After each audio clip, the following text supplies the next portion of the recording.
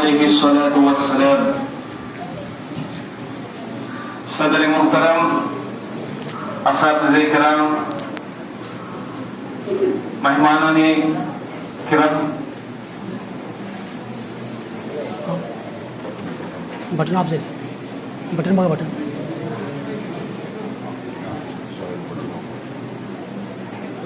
اس programme کے اندر ہمارے اساتذہ کرام اور ہمارے بچوں نے بہت ہی محنت کے ساتھ اس پروگرام کو کامیاب بنانے کے لیے بہت ہی محنت کی، اور اس پروگرام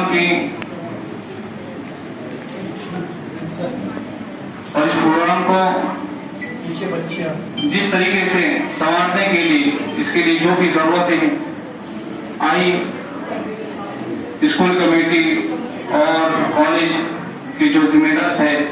ان تمام ذمہ داروں نے اس پروگرام کو سر انجام کر اور اچھے طریقے سے کامیابی تک پہنچانے کے لیے ماشاءاللہ بہت ہی خدمت پیش کیے. اللہ رب العزت سے دعا، اللہ رب العزت ان کی تمام خدمتوں کو قبول کرے، اللہ رب العزت دونوں جہاں میں ان کو کامیابی عطا کرے، اور اللہ رب العزت ان کی تمام مشکلات کو آسان کرے. یہ پروگرام جو ہم عید میلاد کے نام سے موسوم کرتے ہیں، میرے عزیز دوستو، اس پروگرام کے اندر ہم ہمارے آقا تاجدار بطحہ محمد مصطفیٰ صلی اللہ علیہ وسلم کی سیرت کو، ان کے اخلاق کو، ان کے کردار کو بیان کرتے ہیں. اور ہونا بھی چاہیے کہ اللہ رب العزت کے بعد جس جو ذات ہے اور اللہ رب العزت کے بعد جس کا مقام ہے وہ ہمارے اور آپ کے آقا تاجدار بطحہ محمد عربی صلی اللہ علیہ وسلم کی ذات ہے. لیکن میرے عزیز دوستو، اس ذات کی سیرت کو اور اس کے کردار کو بیان کرنے کے لیے ہم نے جو دن خاص مقرر کیا ہے، یہ نہ ہمارے نبی کی تعلیم رہی، نہ صحابہ کے دور کے اندر یہ کوئی ایسا خاص دن تھا کہ جس دن کے اندر ہمارے نبی علیہ السلام کی آمد کی خوشی کو منایا جاتا ہو، اور نہ ہمارے صحابہ کرام رضی اللہ تعالیٰ عنہم سے زیادہ ہم کو محبت ہو سکتی. ہمارے صحابہ وہ تھے جو نبی کے ایک اشارے پر اپنی جان کو قربان کر دینے کے لیے تیار رہتے تھے، جن کے اوصاف کو اور جن کے کردار کو اللہ رب العزت نے جن کی تعریف کلام پاک کے اندر بیان فرمائی ہے. ہم جتنے بھی بڑے ولی بن جائے، جتنے بھی بڑے اللہ والے بن جائے، کسی ادنا صحابی کے جوتی کی دھول بھی نہیں بن سکتے، اور ان کے مقام تک نہیں پہنچ سکتے. تو کسی صحابی نے، نہ کسی تابعی نے، نہ کسی اللہ والے نے جو سلف اور خلف جو ہم کہتے ہیں کہ جن کی باتوں کو امت مانتی ہے، نہ کسی اس زمانے کے اندر اس دن کو منایا گیا ہے. میرے عزیز دوستو، سیرت کا پروگرام ہونا چاہیے، اور ایک نہیں بلکہ سال کے اندر کئی مرتبہ ہونا چاہیے. لیکن ہم نے جو خاص دن مقرر فرمایا ہے وہ ہم رواج کے طور پر اس دن کو منا رہے ہیں. تو یہ دن رواج کے طور پر نہیں بلکہ حقیقت میں نبی سے محبت ہونے کا جو ہم دعویٰ کرتے ہیں، نبی کی سیرت اپنی زندگی میں لانے کے لیے، نبی کے اخلاق ہمیں معلوم کرنے کے لیے سیرت کے مختلف اور تھوڑے وقفے کے اندر نبی کی سیرت اس عنوان پر ہمیں پروگرام رکھنا چاہیے. اس لیے کہ امت نبی کے طریقے سے، نبی کے اخلاق سے، نبی کے علم سے ناواقف ہے. جب تک نبی کا علم، نبی کی تعریف اور نبی کے جو اخلاق امت کے سامنے نہیں آئیں گے، تب تک امت نبی کے حق کو نہیں پہچان سکتی اور نبی کے طریقے کو نہیں اپنا سکتی.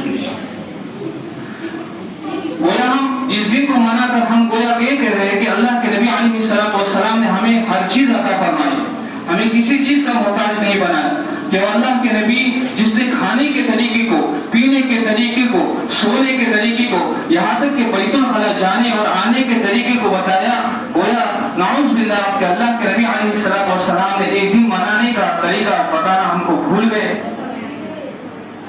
نہیں میرے دوستو، یہ طریقہ نبی کا طریقہ نہیں رہا ہے. ہمیں اس دن کے حساب سے ہمارے جو علماء کرام ہیں ان سے رابطہ کرنا ہے، ان سے معلومات لینا ہے کہ یہ دن کی حقیقت کیا ہے۔ ہم سنا سنی اور جیسے پہلے چلا آ رہا ہے اسی طریقے سے اپنے دن کو منا رہے ہیں۔ پھر عزیز دوستو، اس دن کی ابتدا کب سے ہوئی؟ تو تاریخ کے اندر اس بات کی ابتدا سن 500 کے اندر عراق کا ایک گاؤں ہے اربل، عراق کے اندر ایک گاؤں ہے اربل، اس گاؤں کے اندر جو بادشاہ تھا صلاح الدین نام کا، اس نے اس دن کے اندر یعنی 12 ربیع الاول کے اندر کیا ہے جشن عید میلاد النبی منانا شروع کیا، اور اس وقت سے لے کر اس دن کو منایا جا رہا ہے۔ مسلمانوں کے اندر اس دن کو منایا جا رہا ہے۔ سبحان اللہ۔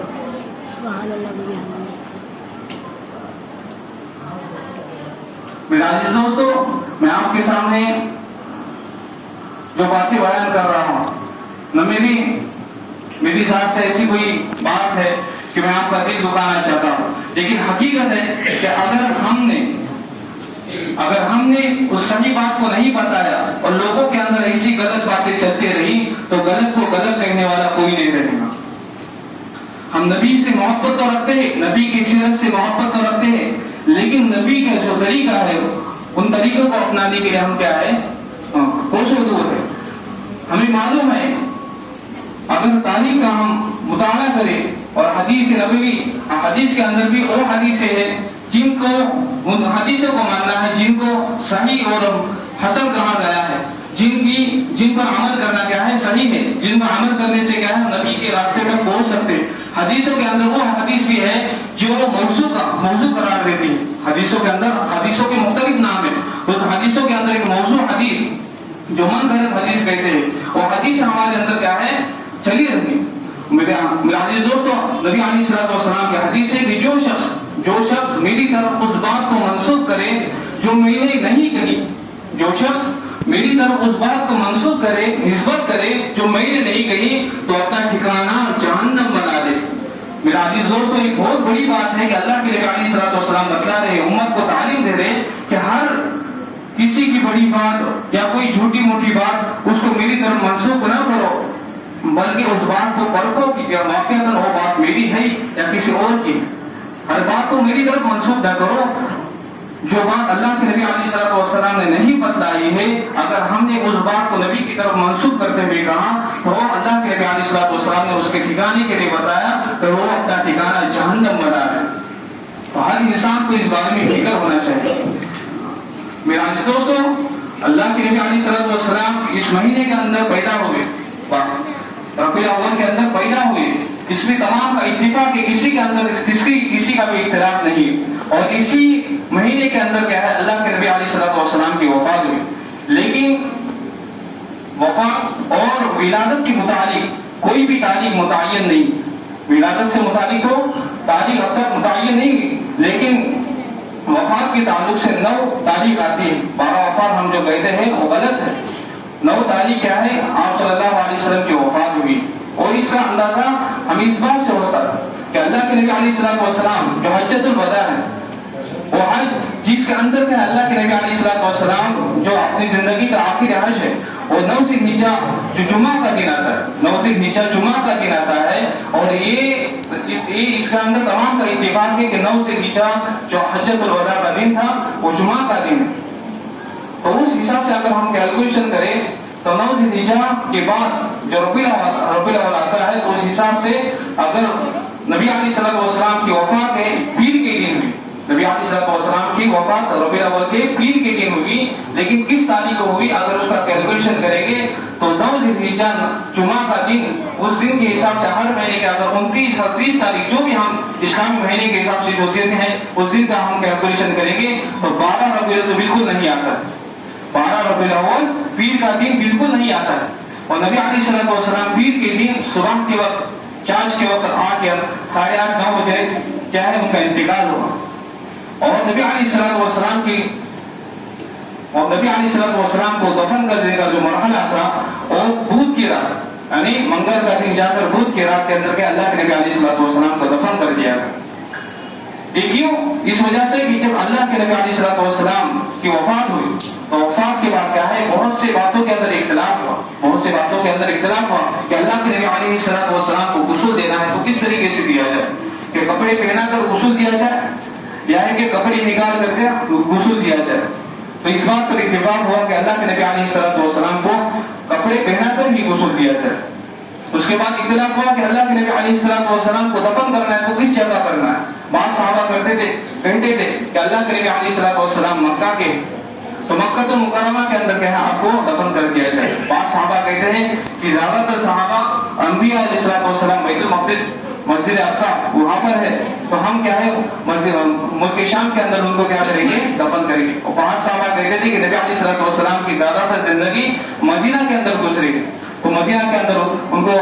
جنت البقیع ادھر کیا ہو تو ان کو دفن کر دیا جائے. لیکن اللہ کے نبی علیہ السلام نے ایک مرتبہ بات کہی تھی جس بات کو حضرت ابوبکر صدیق نے اس وقت کہا کہ میں نے اللہ کے نبی علیہ السلام کو کہتے ہوئے سنا کہ جس نبی کو جہاں مرنا پسند ہو اسی جگہ اسی کو اس کی قبر کو بنایا جاتا ہے تو اسی وقت اس جگہ پر ہی اس کو موت آتی ہے. جس جگہ دفن ہونا ہوتا ہے اسی جگہ اس کو موت آتی ہے اس نبی کو. تو اللہ کے نبی علیہ السلام اما عائشہ صدیقہ رضی اللہ تعالیٰ عنہ کے حجرے میں کیا ہے انتقال کرے تو جس جگہ پر انتقال ہوئے اسی جگہ پر حضرت اما عائشہ صدیقہ رضی اللہ تعالیٰ عنہ کے حجرے میں ان کی قبر کو بنایا گیا. اس کے بعد اللہ کے نبی علیہ السلام کی وفات کے بعد خلافت کا مرحلہ تھا کہ خلافت کس کو دی جائے، خلافت کس کو دی جائے. تو خلافت کے بارے میں بھی اختلاف ہوگا. بعض صحابہ کہتے تھے کہ مہاجر یعنی اس کے کعبۃ اللہ یعنی مہاجر اور انصار ان کے الگ الگ کیا ہے خلیفہ بنے. مدینہ والوں کے خلیفہ الگ بنے اور مکہ والوں کے خلیفہ الگ بنے. لیکن بعض صحابہ کہتے تھے کہ نہیں خلیفہ ایک ہی بنے گی، مسلمانوں کے خلیفہ ایک ہی بنے گی، دو نہیں بنے گی. اس کے بعد اتفاق یہ ہوا کہ حضرت ابوبکر صدیق رضی اللہ تعالیٰ عنہ کے خلیفہ بنے. حضرت ابوبکر صدیق رضی اللہ تعالیٰ عنہ خلیفہ بننے کے بعد جب جنازے کی نماز کی بات آئی جو جنازے کی نماز کس طرح ادا کی جائے تو اللہ کے نبی علیہ السلام نے بتلایا تھا. حضرت ابوبکر صدیق رضی اللہ تعالیٰ نے بتلایا کہ حضرت آپ صلی اللہ علیہ وسلم زندگی میں بھی ہمارے امام تھے اور موت کے بعد بھی کیا ہے ہمارے امام ہے. اس لیے نبی کے جنازے کے لیے کوئی امام نہ بنے، نبی کی جنازے کے لیے کوئی امام نہ بنے بلکہ ہر ایک اپنی فردن جنازے کی نماز ادا کرے. اور جنازے کی نماز کے لیے نبی کے حجرے سے باہر جنازہ نہ لایا جائے بلکہ جہاں پر انتقال ہوا اسی کمرے کے اندر جنازے کی نماز پڑھی جائے. تو کیا ہے 8 یا 10 صحابہ اس حجرے کے اندر کیا ہے نماز پڑھنے کی ان کی جگہ ہو سکتی تھی، وہاں پر 8 یا 9 صحابہ اندر جا کر نماز پڑھتے تھے. تو یہ کیا ہے پیر کے دن آپ صلی اللہ علیہ وسلم کا انتقال ہوا اور بدھ تک کیا ہے آپ صلی اللہ علیہ وسلم کو دفن کیا کرتے. یہ مرحلہ یہ بتلانے کا مقصد یہ ہے کہ پورا ہم کیلکولیشن کریں گے تو پورا کیلکولیشن کے بعد ہم اس بات کے نتیجے پر پہنچیں گے کہ 12 ربیع الاول نبی علیہ السلام کی ولادت کا دن ہے، نبی علیہ السلام کی وفات کا دن ہے، بلکہ یہ 9 ربیع الاول نبی علیہ السلام کی وفات کا دن بنتا ہے. اور ولادت کے تعلق سے نبی علیہ السلام نے ہمیں کوئی دن منانے کا بلکہ خوشی ہر مسلمان کو ہونا چاہیے کہ نبی علیہ السلام اس دنیا کے اندر آئے تو نبی ہونے کے حساب سے ہم امتی نبی کی آمد پر ہر کوئی خوش ہونا چاہیے. لیکن خوشی کا جو طریقہ ہم اپنا رہے ہیں واقعاً وہ ہم اس طریقے کو غلط طریقے سے اپنا رہے ہیں کہ ڈی جے بجا کر اور ناچ گانا کر کے اور جس طریقے سے کیا ہے لائٹ اور جس طریقے سے جھنڈیاں ہم منا رہے جہاں وہاں کیا ہے لگا رہے واقعاً وہ طریقہ بالکل غلط ہے. کہ ہم بارہا دیکھتے ہیں کہ نبی کے کلیمے کو اور نبی کے کیا ہے روزہ اطہر کو اس جھنڈے کے اوپر لگاتے ہیں اور جیسے وہ دن چلا جاتا ہے وہ جھنڈیاں کیا ہے نالوں کے اندر اور رستوں پر کیا ہے گیڑی پڑی ہوئی ہوتی ہے. گویا ہم نبی کے نام پر کیا ہے نبی کی گستاخی کر رہے ہیں، روزہ اطہر کی گستاخی کر رہے ہیں. میں آپ حضرات کے سامنے ایک حدیث پڑھ کر اپنی بات کو ختم کرتا ہوں کہ اللہ کے نبی علیہ السلام نے ہر موقع پر کیا ہے امت کی رہنمائی فرمائی، تعلیم کی ہے. تو اس کے اندر اس حدیث کے اندر اللہ کے نبی علیہ السلام نے ہمیں 3 باتوں کی اپنی پسند کی 3 باتیں بتلائی. میں سمجھتا ہوں کہ جیسے کہ اندر میں ہم 3 باتوں کو اپنائے، اپنی زندگی کو سنوارے۔ اللہ کے نبی علیہ الصلوۃ والسلام بتاتے ہیں حُبِّبَ إِلَيَّ مِن دُنْيَاكُمْ ثَلَاثَةٌ، کہ میرے اندر تمہاری دنیا میں سے 3 باتوں کی محبت ڈالی گئی، دنیا میں سے 3 باتوں کی محبت ڈالی گئی۔ مطلب کہ اللہ کے نبی علیہ الصلوۃ والسلام خود سے محبت نہیں بلکہ اللہ کی طرف سے محبت ڈالی گئی، اللہ کی طرف سے اللہ کے نبی علیہ الصلوۃ والسلام کے دل کے اندر محبت ڈالی گئی۔ تو ان میں سے سب سے پہلی بات عتیب، کہ اللہ کے نبی علیہ الصلوۃ والسلام کیا ہے، خوشبو کو بہت زیادہ پسند کرتے ہیں۔ اللہ کے نبی علیہ الصلوۃ والسلام خوشبو کو بہت زیادہ پسند فرماتے ہیں۔ یوں تو اللہ کے نبی علیہ الصلوۃ والسلام کے بدن سے اور کپڑوں سے کیا ہے، قدرتی طور پر اللہ کی طرف سے کیا ہے خوشبو ہوتی تھی، لیکن پھر بھی اللہ کے نبی علیہ الصلوۃ والسلام خوشبو کو لگانا بہت پسند فرماتے تھے۔ ہم اس بات کا ارادہ کریں کہ ہمارے پاس بھی جیسے ہم دوسری ضرورت اپنے پاس رکھتے ہیں اسی طریقے سے ہم ہمارے پاس ہاتھ سے کیا ہے خوشبو بھی رکھیں گے، عطر بھی رکھیں گے، تاکہ نبی کی اس سنت کو ہاتھ سے ہم زندہ کریں۔ دوسری بات اللہ کے نبی علیہ الصلوۃ والسلام نے بتلائی ہے کہ جو بات اللہ کے نبی علیہ الصلوۃ والسلام پسند فرماتے ہیں وہ نساء، اللہ کے نبی علیہ الصلوۃ والسلام نے فرمایا کہ دوسری جو بات ہے وہ بات کیا ہے، میں عورت کو پسند کرتا ہوں۔ آج کے زمانے کے اندر، آج کی سوچ کے حساب سے اور آج کے ہمارے خیالات کے حساب سے اگر ہم نے سوچے تو خیالات بالکل غلط ہیں۔ ہم نبی علیہ الصلوۃ والسلام نے جس وقت بات کہی ہے اس زمانے کے حساب سے کہ جس زمانے کے اندر عورت کا پیدا ہونا یہ بات کے لیے کیا ہے، ایک ناک نیچی کرنے کی بات تھی، کہ جہاں پر عورت کو دفن کرنا، بچی کو دفن کرنا آسان تھا، لیکن بچی کا نام لینا اور بچی کو پالنا کیا ہے بہت مشکل تھا۔ اس زمانے کی بات ہے، جس زمانے کے اندر اسی زمانے کے اندر اللہ کے نبی علیہ الصلوۃ والسلام نے عورت کو ماں ہونے کی حیثیت سے بتلا دیا کہ ماں کے قدموں کے نیچے جنت ہے، ماں کے قدموں کے نیچے جنت ہے، چاہے ماں کیسی ہو، بد ہو یا نیک ہو، ماں ہوتی ہے، ماں کے قدموں کے نیچے جنت ہے۔ تو عورت ہونے کے حساب سے کیا ہے کہ عورت کا مطلب وہ نہیں ہے جو ہم سوچ رہے، بلکہ عورت ہونے کے حساب سے عورت کا الگ الگ مقام ہو۔ اللہ کے نبی علیہ الصلوۃ والسلام نے بتایا، بیٹی ہونے کے حساب سے بتایا کہ بیٹی کی جو باپ اپنی بیٹی کی اچھی طرح تربیت کرتا ہے، اس کی کیا ہے اچھی طریقے سے اس کی کیا کرتا ہے کفالت کرتا ہے، اور جوان ہونے پر اچھی طریقے سے اس کا کیا ہے نکاح کرتا ہے، تو کل قیامت کے دن جنت میں اور میں 2 انگلیوں کی طرح اس طریقے سے اشارہ کر کے بتایا، اس طریقے سے اشارہ کر کے بتایا کہ میں اور وہ کل قیامت کے دن اس طریقے سے ہوں۔ تو اللہ کے نبی علیہ الصلوۃ والسلام نے کیا ہے یہ تمام باتیں ہم کو بتلائی ہوئی۔ ہم کیا کریں، صرف اس دن کو منانے کے حساب سے نبی کی باتوں کو نہ سنیں، بلکہ نبی کی سیرت کو جاننے کے لیے، نبی کی باتوں کو جاننے کے لیے، نبی کی سیرت سے متعلق جو بھی باتیں رہیں گی کہ نبی کا کھانا کس طریقے سے ہے، نبی کا اٹھنا کس طریقے سے ہے، نبی کا پہننا کس طریقے سے ہے، اور نبی نے کس موقع پر کیا دعائیں بتلائی ہے، وہ تمام باتوں کو یاد کریں، سیکھیں اور اپنی زندگی میں لائیں، تو واقعتاً اللہ رب العزت ہماری زندگی کو ہر دن جلسے کے حساب سے بنائے گا۔ اللہ رب العزت سے دعا ہے، اللہ رب العزت، اور اسی طرح اس کے اندر آخری جو بات ہے تو وہ جعلت قرۃ عینی فی الصلاۃ، کہ میری آنکھوں کی ٹھنڈک نماز کے اندر رکھی گئی۔